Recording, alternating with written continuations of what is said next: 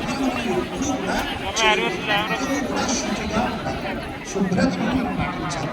అలా శుభ్రత లేనటువంటి వాడు ఎవరైతే ఉన్నాడో వాడు కూడా ఇహాడు ఇహాడు వాడికి ఈ లోకంలో ఆయుష్ అనేది అవసరం క్షీణిస్తుంది.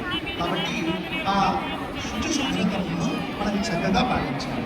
ఇప్పుడు చూడండి, ఈరోజు కట్టుకున్నటువంటి వస్త్రాన్ని మనం రేపు అదే వస్త్రాన్ని మనం ధరించామనుకోండి, వాడికి ఉచితుడు వాడు శుభ్రంగా ఉన్నాడు చక్కగా ఉంటాడు. ఎప్పుడు వాడు స్నానం చేయకపోయినా వాడికి దోషం లేదు అని అంటే వాడు ఏదైనా సరే రోగాదుల చేత బాధింపబడుతూ ఉన్నటువంటి వాడే వాడు మరుసటి రోజు స్నానం చేయకపోయినా దానికి దోషం లేదు.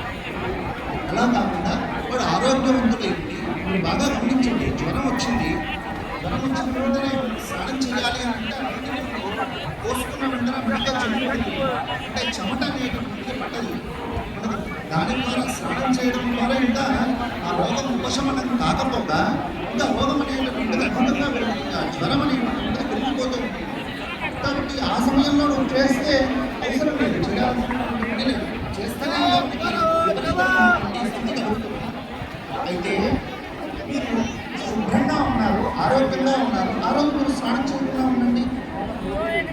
మరుసటి రోజు ఉదయాన్నే స్నానం చేయకుండా ఒక 9, 10 లేదా 12 సాయంత్రం నేను స్నానం చేస్తాను అని ఉండండి.